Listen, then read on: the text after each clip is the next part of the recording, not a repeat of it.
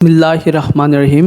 Help sir YouTube চ্যানেলের পক্ষ থেকে সবাইকে জানাচ্ছি আন্তরিক শুভেচ্ছা ও অভিনন্দন। আজ আমরা management accounting management department chapter number 2 cost concept and classification চ্যাপ্টারের 3 নম্বর ক্লাস থেকে শুরু করব। তাহলে চলেন আমরা শুরু করি। প্রথম 2 ক্লাসে আমরা 1 থেকে 7 পর্যন্ত যে রিকোয়ারমেন্টগুলি অর্থাৎ র ম্যাটেরিয়াল ইউজড কীভাবে বের করতে হয়, প্রাইম কস্ট কীভাবে বের করতে হয়, factory cost, work cost, cost of production, manufacturing cost, cost of manufacturing এবং 4 নম্বরে cost of manufacture, cost of goods available use, cost of goods sold, cost of sales অথবা টোটাল কস্ট।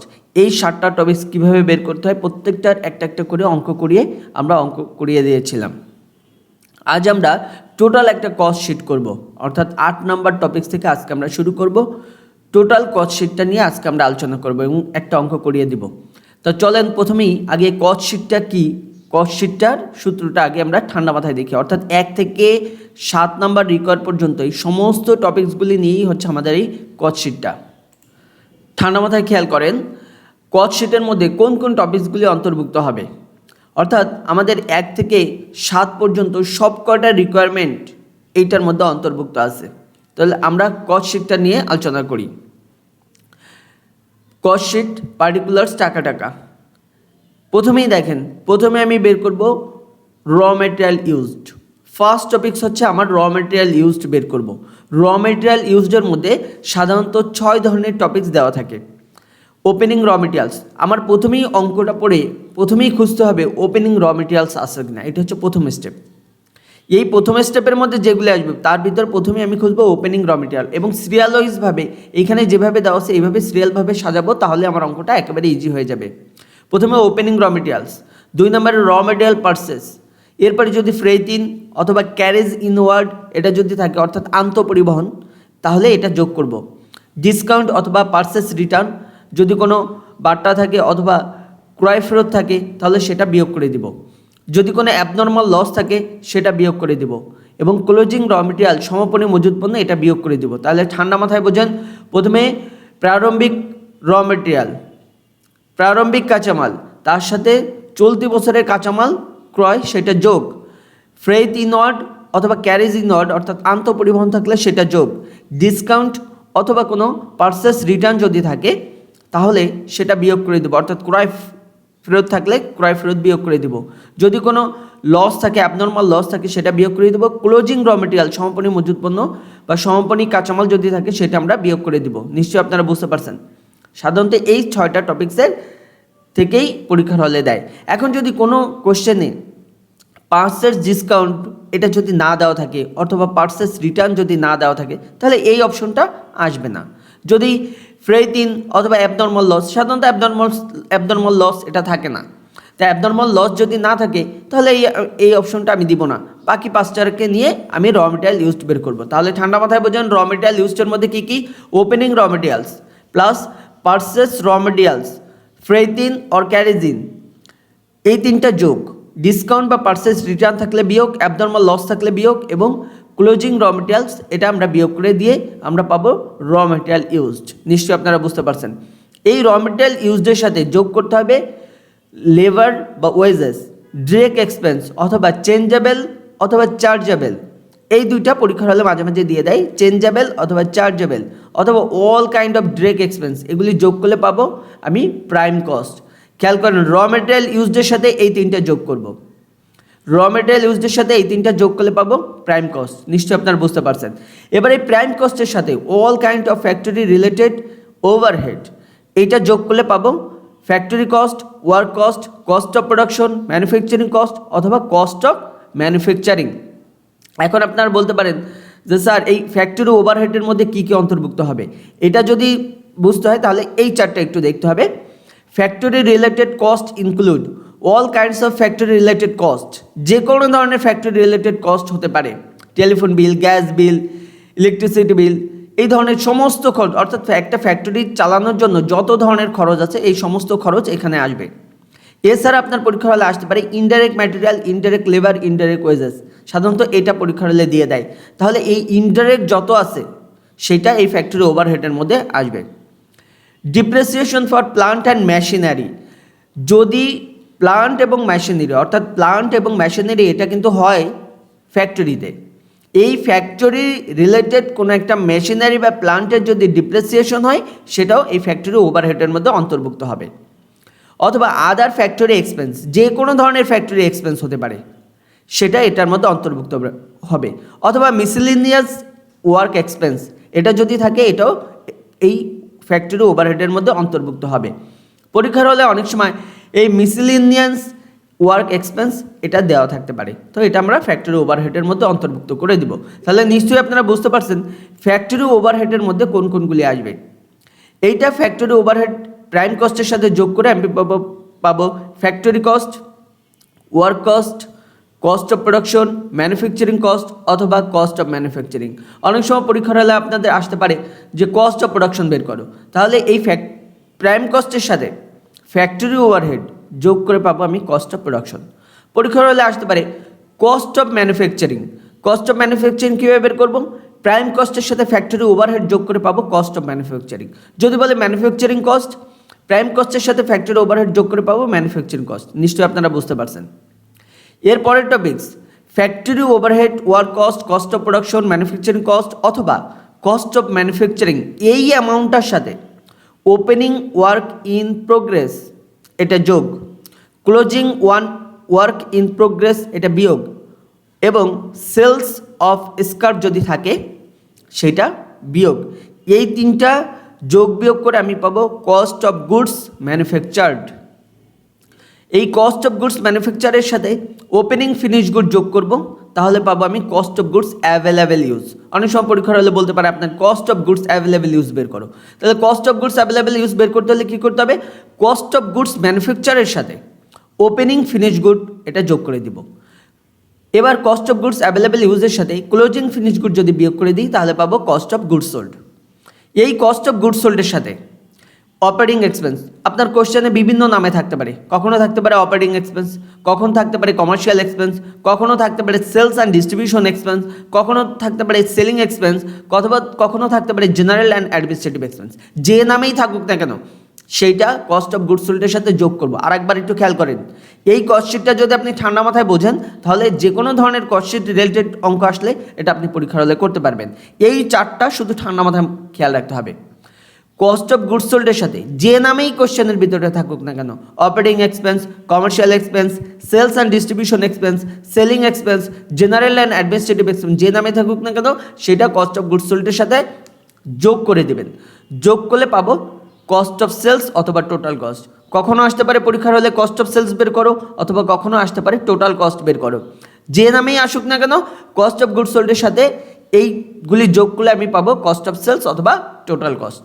নিশ্চয়ই আপনারা বুঝতে পারছেন। এবার টোটাল কস্টের সাথে আপনি কতটুকু প্রফিট করতে চান সেই এক্সপেক্টেড প্রফিটটা যোগ করে দেবেন, তাহলে হবে আমার সেলসের পরিমাণ। আমি কী দামে বিক্রি করব, আগে আমার কতটুকু কস্ট হয়েছে, ধরেন কস্ট হয়েছে 100 টাকা, তাহলে আপনি প্রফিট করতে যাচ্ছেন 20 টাকা, তাহলে 100 সাথে প্রফিট 20 টাকা যোগ করে হবে 120 টাকা, অর্থাৎ সেল করবেন আপনি 120 টাকায়। নিশ্চয়ই আপনারা বুঝতে পারছেন। তাহলে আরেকবার খেয়াল করেন, প্রথম হচ্ছে ওপেনিং র মেটেরিয়ালসের সাথে র মেটেরিয়াল পার্সেস যোগ, ক্রেজিন অর ফ্রেইথিন এটা যোগ, ডিসকাউন্ট অর পার্সেস রিটার্ন থাকলে বিয়োগ, অ্যাবনর্মাল লস থাকলে বিয়োগ, ক্লোজিং র মেটেরিয়ালস থাকলে বিয়োগ। এটা যোগ বিয়োগ করে আমি পাবো র মেটেরিয়াল ইউজ। র মেটেরিয়াল ইউজের সাথে ওয়েজেস বা লেবার এটা যোগ করব, ডিরেক্ট এক্সপেন্স থাকলে যোগ করব, চেঞ্জেবল এক্সপেন্স বা চার্জেবল এক্সপেন্স থাকলে এটা যোগ করে পাবো প্রাইম কস্ট। প্রাইম কস্টের সাথে all kind of factory related cost যোগ করে পাবো factory cost, work cost, cost of production, manufacturing cost অথবা কস্ট অফ ম্যানুফ্যাকচারিং। এইগুলির সাথে আবার ওপেনিং ওয়ার্কিং প্রোগ্রেস যোগ, ক্লোজিং ওয়ার্কিং প্রোগ্রেস বিয়োগ, সেলস অফ স্ক্র্যাপ থাকলে বিয়োগ করে পাবো cost of goods manufactured. Cost of goods ম্যানুফ্যাকচারের সাথে ওপেনিং ফিনিশ গুড যোগ করে পাবো cost of goods available use. Cost of goods available ইউজের সাথে ক্লোজিং ফিনিশ গুড যদি বিয়োগ করে দিই তাহলে পাবো cost of goods sold. Cost of goods সোল্ডের সাথে all kind of operating expense, commercial expense, sales and distribution expense অথবা সেলিং এক্সপেন্স অথবা জেনারেল অ্যান্ড অ্যাডমিনিস্ট্রেটিভ এক্সপেন্স, যে নামেই থাকুক না সেটা কস্ট অফ গুডস সোল্ডের সাথে যোগ করলে পাবো কস্ট অফ সেলস অথবা টোটাল কস্ট। নিশ্চয়ই আপনারা বুঝতে পারছেন। এই টোটাল কস্টের সাথে এক্সপেক্টেড প্রফিট যদি যোগ করি তাহলে পাবো আমরা সেলস। এবার চলেন আমরা একটা অঙ্ক করি, তাহলে আরও ক্লিয়ার হয়ে যাব। Problem number 8, the apex company produce different type of leather goods. The sales revenue for the year টাকা 12 lakh. The cost related different informations during the year were as follows. এই চার্টগুলি আমার কোশ্চেনে দেওয়া আছে, যে এই ইনফরমেশনগুলি আমার দেওয়া আছে। দেখেন এবার আমার কি বের করতে বলছে। প্রথমে বের করতে বলছে raw material used, prime cost, cost of manufacturing, cost of goods manufacture, cost of goods available used, cost of goods sold, cost of sales এবং প্রফিট অর লস। অর্থাৎ 8টা উপাদান আমাকে বের করতে বলছে। তাহলে প্রথমে বের করতে বলছে র মেটেরিয়াল ইউজড। ঠান্ডা মাথায় বোঝেন র মেটেরিয়াল ইউজডের মধ্যে কোন কোন টপিকসগুলি থাকে। তাহলে আমরা 4টা একটু দেখে আসি। র মেটেরিয়াল ইউজডের মধ্যে থাকবে 6টা topics: opening raw materials, raw material purchase, freight in, carriage in, discount or return, abnormal loss এবং ক্লোজিং র মেটেরিয়ালস।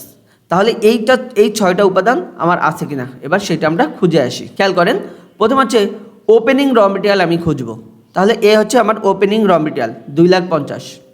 তাহলে এই 2,50,000-এর সাথে আমি যোগ করব র মেটেরিয়াল পারচেস। র মেটেরিয়াল পারচেস হচ্ছে 50,000।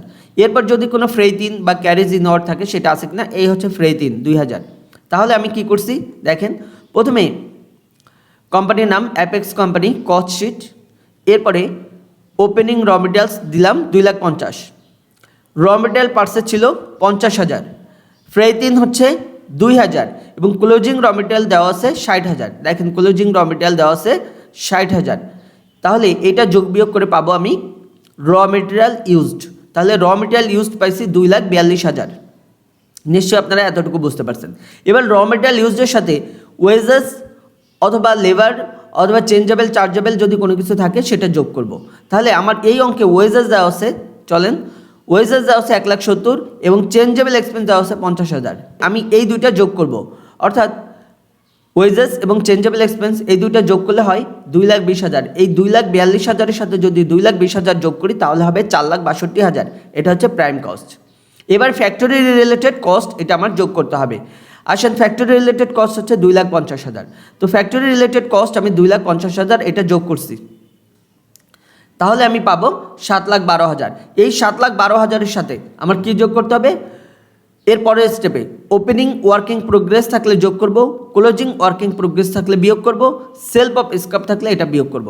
এই অঙ্কে আমার দেখেন ওপেনিং ওয়ার্কিং প্রোগ্রেস হচ্ছে 80,000, ক্লোজিং ওয়ার্কিং প্রোগ্রেস হচ্ছে 70,000 এবং সেলস অফ স্ক্র্যাপ এটা দেওয়া ছিল 5,000। তাহলে এটা আমি যোগ বিয়োগ করে দিব, অর্থাৎ opening working progress 80,000, closing working progress 70,000 বিয়োগ করে দিলাম এবং সেলফ অফ স্ক্র্যাপ এটা হচ্ছে 5,000 এটা বিয়োগ করে দিলাম। তাহলে আমি পাবো 7,17,000 কস্ট অফ গুডস ম্যানুফ্যাকচার্ড। এবার কস্ট অফ গুডস ম্যানুফ্যাকচারের সাথে ওপেনিং ফিনিশ গুড যদি থাকে সেটা যোগ করে দিব, তাহলে পাবো cost of goods available use. দেখেন এই অঙ্কে আমার কিন্তু ওপেনিং ফিনিশ গুড এটা দেওয়া আছে, ওপেনিং ফিনিশ গুড হচ্ছে 40,000। তাহলে এই ওপেনিং ফিনিশ গুড 40,000 এটা আমি যোগ করে দিব, তাহলে পাবো হচ্ছে cost of goods available use 7,57,000। এর সাথে থেকে ক্লোজিং ফিনিশ গুড 60,000 এটা বিয়োগ করে দিব, তাহলে আমি পাবো 6,97,000 এটা হচ্ছে কস্ট অফ গুডস সোল্ড। তাহলে 6,97,000 এটা হচ্ছে কস্ট অফ গুডস সোল্ড। এই কস্ট অফ গুডস সোল্ডের সাথে যদি কোনো সেলিং এক্সপেন্স, জেনারেল এক্সপেন্স বা অ্যাডমিনিস্ট্রেটিভ এক্সপেন্স অথবা কমার্শিয়াল এক্সপেন্স অথবা অপারেটিং এক্সপেন্স যে নামেই থাকুক না কেন সেটা আমি যোগ করব। তাহলে আসেন আমাদের এই অঙ্কে কী নামে আছে, দেখেন এই অঙ্কে সেলিং এক্সপেন্স দেওয়া আছে, জেনারেল অ্যান্ড অ্যাডমিনিস্ট্রেটিভ এক্সপেন্স এই দুইটা নামে দেওয়া আছে। তাহলে এই 50,000 টাকা, 40,000, 10,000 এটা আমি কস্ট অফ গুডস সোল্ডের সাথে যোগ করে দিব। তাহলে কস্ট অফ গুডস সোল্ডের সাথে সেলিং এক্সপেন্স 40,000 এবং general and administrative expense 10,000, total 50,000। এই 6,97,000-এর সাথে 50,000 টাকা যোগ করলে হবে 7,47,000। এটার নাম হচ্ছে কস্ট অফ সেলস অথবা টোটাল কস্ট। এখন আমার হচ্ছে এক্সপেক্টেড প্রফিট। এখন খুঁজি আমার কোয়েশ্চেনে কোথাও এক্সপেক্টেড প্রফিট কথাটা বলা আছে কিনা। কোথাও এক্সপেক্টেড প্রফিট কথা বলা নেই, কিন্তু এই অঙ্কে কিন্তু একটা সেলের পরিমাণ দেওয়া আছে। দেখেন সেলের পরিমাণ দেওয়া আছে 12 লাখ টাকা। তার মানে এটা ব্যাক ক্যালকুলেশন করতে হবে। কিভাবে এটা করতে হবে, প্রথমে আপনি সেলের ঘরে লেখেন 12 লাখ টাকা। তাহলে সেলের ভিতরে অবশ্যই প্রফিট সহকারেই কিন্তু বিক্রি করা হয়। তাহলে আমার কস্ট অফ সেলস বা টোটাল কস্ট ছিল 7,47,000 টাকা। এই 7,47,000 টাকা যদি আমি 12 লাখ টাকা থেকে বিয়োগ করে দিই তাহলে এই যে ব্যালেন্সিং ফিগার যে অ্যামাউন্টটা হবে 4,53,000 এইটা হচ্ছে আমার এক্সপেক্টেড প্রফিট। নিশ্চয়ই আপনারা বুঝতে পারছেন, এটা কিন্তু ব্যাক ক্যালকুলেশন করতে হবে। অর্থাৎ আপনি সেলের পরিমাণ আগে লেখেন 12 লাখ আর আপনার কস্ট অফ সেলস বা টোটাল কস্ট হচ্ছে 7,47,000। এই 7,47,000 12 লাখ টাকা থেকে যদি বিয়োগ করে দিই তাহলে আমি পাবো 4,53,000। এই 4,53,000 আমার হচ্ছে এক্সপেক্টেড প্রফিট। নিশ্চয়ই আপনারা অঙ্কটা বুঝতে পারছেন। পরবর্তী ক্লাসে আমরা 9 নাম্বার অঙ্ক থেকে শুরু করবো এবং আরেকটা অঙ্ক প্র্যাকটিস করিয়ে দিব। সবাইকে আন্তরিক শুভেচ্ছা ও অভিনন্দন জানিয়ে আজকের মতো বিদায় নিচ্ছি।